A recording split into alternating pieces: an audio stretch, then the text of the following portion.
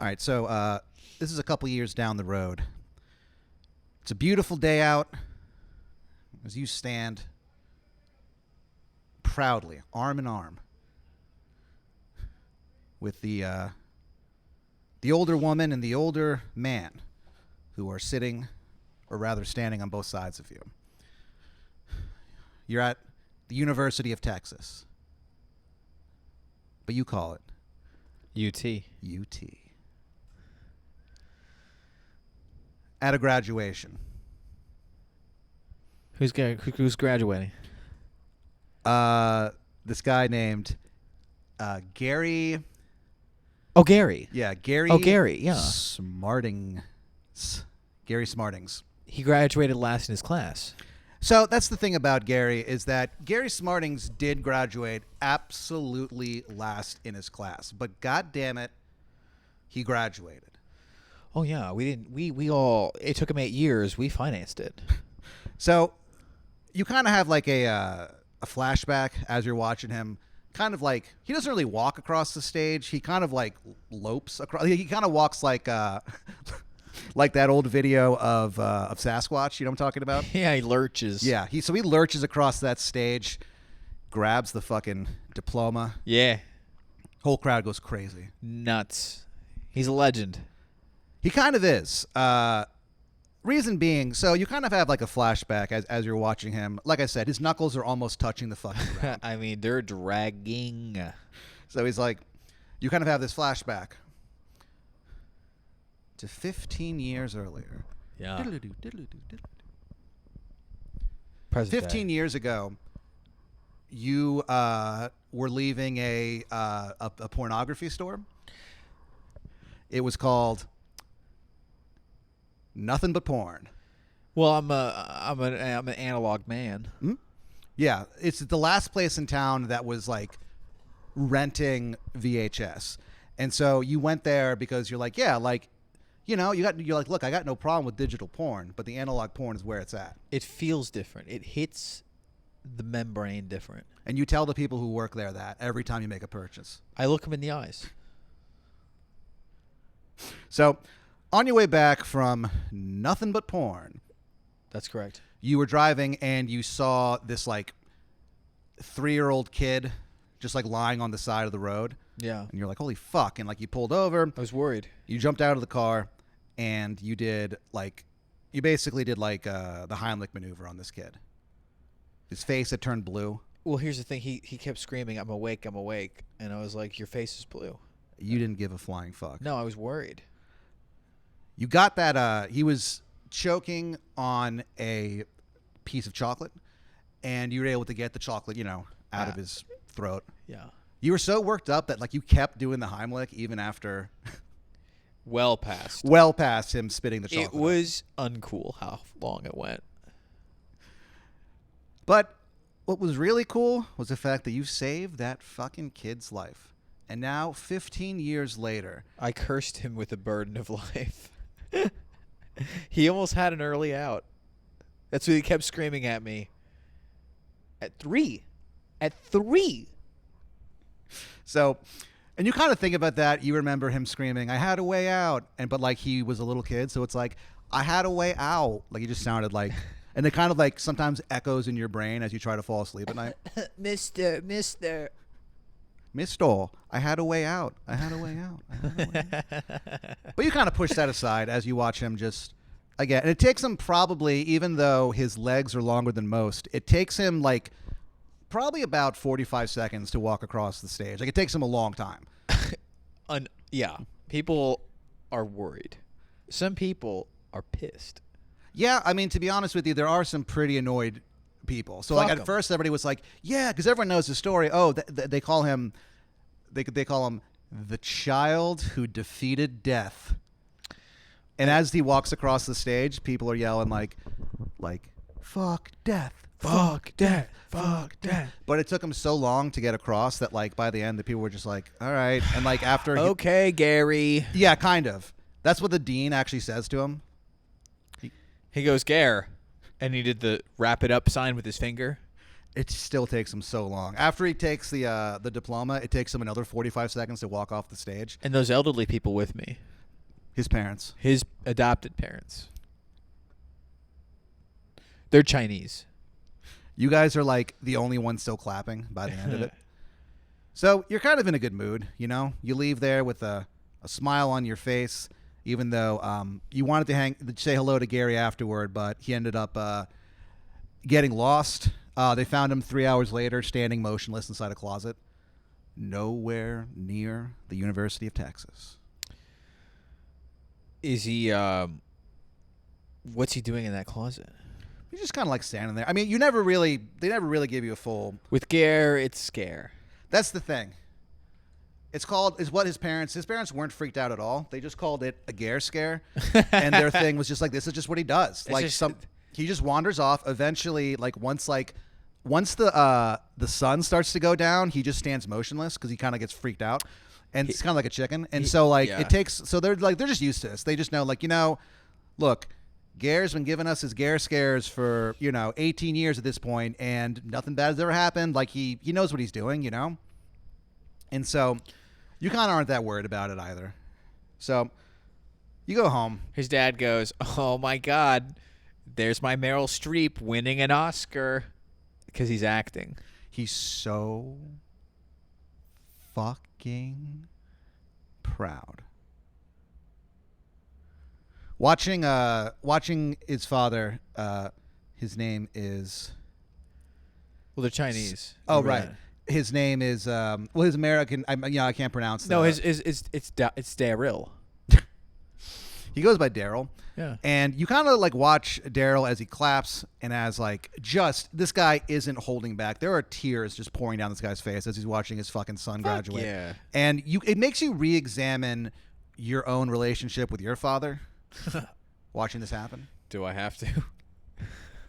But you're trying to think about stuff like that. So you go home and you are eager to get home. Normally, you're good to hit up a couple open mics an evening, You're not hit a bar. No. You go out there. Socialite. You're working on this new bit. And so it actually, you kind of did want to go out to a mic. Oh, no, I'm a comic in this universe? You're still a comic, yeah. Fuck. Oh, yeah, you're still a comic. So I got a new bit. What's my new bit? The new bit that you're working on is essentially you being like, hey guys, so I came up with this new phrase the other day. It's called the Nut Network. Yeah, those are all the girls I call when I'm horny. And then you play you play a sound effect of like woo woo woo. You're kind of like a new act now. I'm an in-your-face guy. You're very in your face. You literally, these days, even at open mics, I'm a take no prisoners guy. You will get off the stage and literally get face-to-face with people while you're telling your jokes. Dude. So that's just me. That's just you? That's just Garrett. That's just me. Look, Gary lives his life a certain way, and you do comedy a certain way, and you will not apologize. How could I? So you're kind of thinking I want to go out and work on this bit, but you're like, no, I'm going home. Because you have started a new hobby. The model planes and Percocet? So what ends you've kind of moved on past that hobby. Though I had to go to rehab for model planes. You did. It was a outpatient. It was the Lanalax rehab for strange and esoteric things. Oh, it would be inpatient. Yeah, esoteric because Percocets are so blasé. Those are so last year. Stuff like that, and also the model thing also kind of freaked them out. So you were mostly the Percocet thing. They were like whatever. Understandable. The other thing they were kind of weirded out about, and that's kind of where the strange stuff comes in. The esoteric stuff is mostly people who are going through addictions to various occult items and stuff like that. There's someone there who used to stare at the shining diamond of Nyarlathotep, and then they became addicted to it, and now they're kind of being weaned off of it. So it's a good diamond. It's a damn good diamond, and you don't begrudge her, and so but you kind of kicked that whole model plane thing. Though every once in a while you do take some Percocet. I'm not going to lie to you. So, hey, I'm going to do me. That's what you do. You think that to yourself. I So say, oh, I got a bit of the Gare scares. So after you're done with the Lanalax rehab for the strange and esoteric, you have decided, like, not really decided. What happened was you were hanging out one day about a week ago. There was a knock on the door. They're like, night mail. Oh. And so you're like, the fuck? And so you walk over, you open the door, and on your front porch is like a box. You're like, huh? What? And it says your address on it. Yeah. But it says, instead of saying Sam Castillo, it says my last surviving relative. Whoa. What do you? So you open it up. Yeah, of and you're course. like, the fuck? And inside this box is like an easel, like a foldable easel. Painting. And, yeah, painting materials. Painting basically. easel. Okay. And so you've been kind of getting into painting lately. Like, you're like, well, I have this thing. Like, it doesn't. There's no explanation for who exactly it's from or what the deal is really. yeah, it's taking out for a spin. Yeah. I'm gonna paint. Why not? Why not? So you have like your easel set up. Lately, you've just been like painting, abstractly, just kind of throwing shit at the easel. Seeing what sticks. And that's the thing, is you just think to yourself, I'm just going to see what sticks. The thing is that you really don't know what you're doing. So whenever you like throw the paint at it, like you do this thing where you're like, I'm going to splatter the easel, but you miss every single fucking time. So now you're like, I'm just going to start painting like actual objects Right. up close and personal. Up close like my comedy. It's exactly like your comedy Dude, in that regard. It's in your face painting. So you go home, you pick up one of those fucking, what do you call, paintbrushes, Sure. and the edge of, you dip it into charcoal gray, which to you has always been one of the most underrated colors Slept that there is. on. Yeah, Big incredibly time. slept on. And so you dip that fucking paintbrush in, and it's almost like when it goes down into it, right before it goes into that paint, the tip of it like gleams, like the sun hits it, Sure. Love when it does that. And in that moment, it looks razor sharp. Ooh. So much so that when you put the paintbrush into like the paint for just a second, you're surprised that it doesn't bleed. Yeah. And you just start, you start painting. Yeah. And you're doing this, you kind of do this thing, you don't even realize that you're doing it until it's like 2 hours later. Like you kind of go into a trance as you're painting. Not, you know what I mean? Not like in a troublesome way, just in a thing where you get so locked into what you're doing that you're just like, you don't even remember painting anything.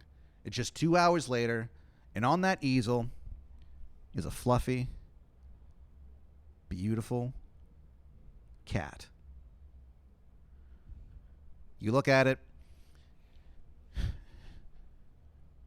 It's not very lifelike. Like it's not a, it's not necessarily a good painting. You just started. But you look at it and you're like, yeah, that's a passable cat. And so you kind of do the thing where you put your thumb up, and you're scale. looking at it. Yeah. You don't really know why. You just have always seen that in movies. I saw them do it. Yeah. So you do it and you're like, definitely, but you don't know, So you go to sleep. I say things like pointillism. Of course. You go to sleep. You dream of a howling void. You wake up the next morning. You wake up eager and ready to face the day. Sure. First time ever. You kind of think that to yourself, and like you kind of like say that to yourself every morning, but usually you're like, first time ever. Like, oh, I'm ready to do it. But today you actually are. You're not being sarcastic. You're not being a miserable little bitch for once, Whoa. You wake up ready to paint because that easel is calling to you. You open up the door of your bedroom, and sitting in the living room on one of the chairs is the exact representation of that cat that you drew or painted. Fuck, it's there. But it's real. It's real. It sees you, and it goes, meow. Ooh, sassy, huh? What do you do? I freak out. I mean, it's a painting come to life. and it can talk. It's like alive. I mean, I spaz. Yeah. I stand up on the table. I run to the kitchen. I get a knife. Like, I'm gonna, like, I at first it's like, how do I mean, and then I'm starting to tell myself, that's just a cat that came inside. That's Yeah. That's not a cat that I painted. But then I look at it and I'm like, dude, it's that color. It's the exact. It's charcoal cat. gray. Charcoal gray to a degree that you did not think was possible. It also has that pink nose that like has too much orange in it because I accidentally dropped orange in the pink for the nose, and so it's like not even a real nose color, but I told myself it was artistic choices. And I'm like, dude, this fucker's alive. And so it looks at you again, and it just goes, "Good morning, Sam." And it can talk English. Oh, yeah. And he goes, "I'll just let myself out." And he walks over to the door and, like, jumps up and, like, hits the doorknob, and it opens. Damn, he's good. And he looks over his shoulder, and he goes, "Bye-bye," and leaves. Does he have a key?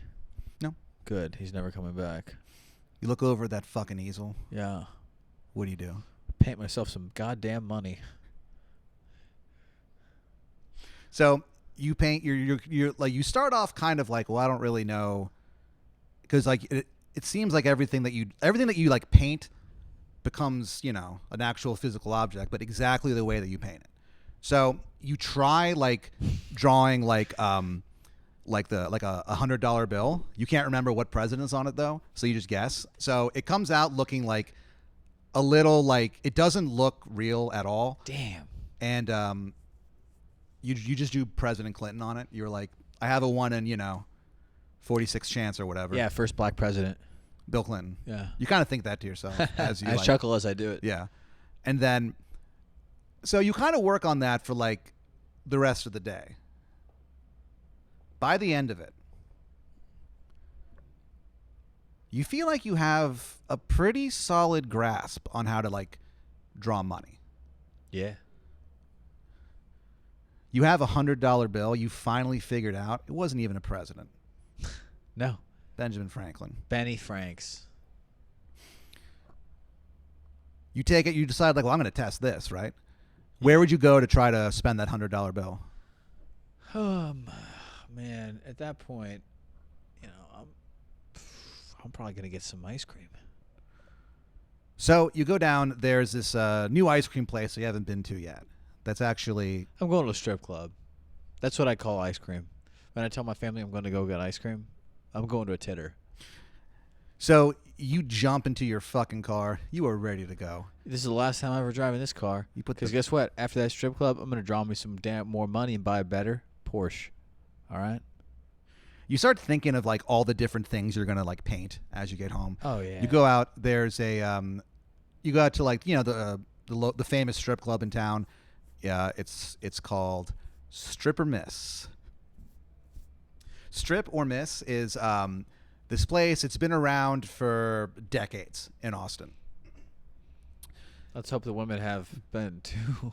The way that it works is it's kind of like playing like darts, where you throw darts at like, you know, balloons in the wall or whatever like that. Right. And if you hit it and it pops, you know, off come the first article of clothing. It's But like if that kind you of thing. miss, they put on a burqa.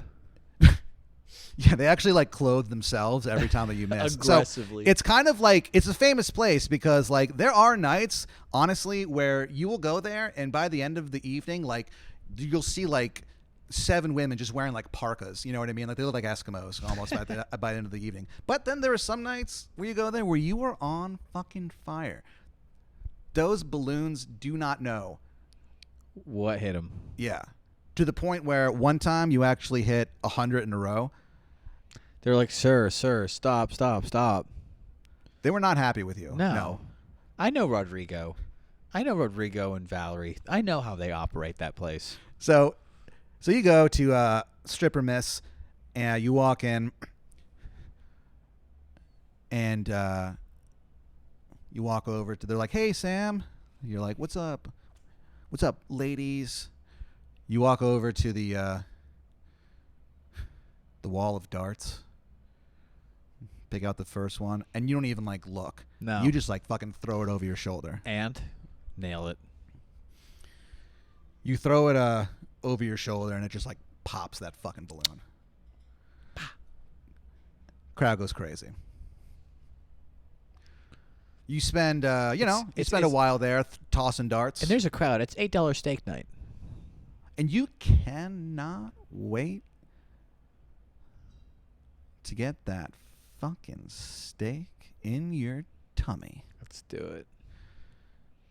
So you throw darts for a little bit. You walk over to the bartender, Rodrigo, and you're like, hey, what's up? And he's like, hey, Sam, good to see you, man. And you're like, he kind of points to you. He goes, $8 steak? And you go, make it 2. Buy yourself a steak.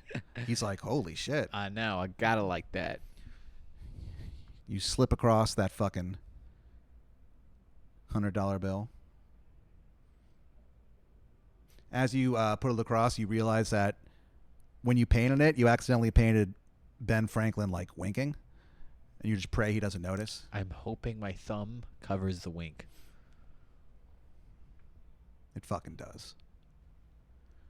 He puts that $100 bill away in his in the cash drawer like it's nothing, like it's real. Yeah.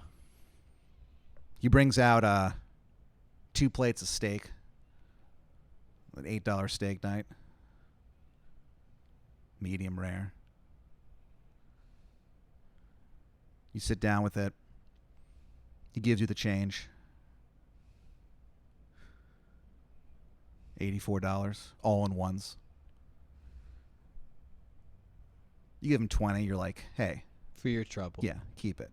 And he goes, oh, thank you, sir. And you guys sit there and you just eat your $8 steak together in silence. That's correct. Why talk? You go home that night. What is the next thing? Do you start drawing more money? First thing I do is I draw myself a nice couch. Sure. Then I draw myself a lot of money. A lot.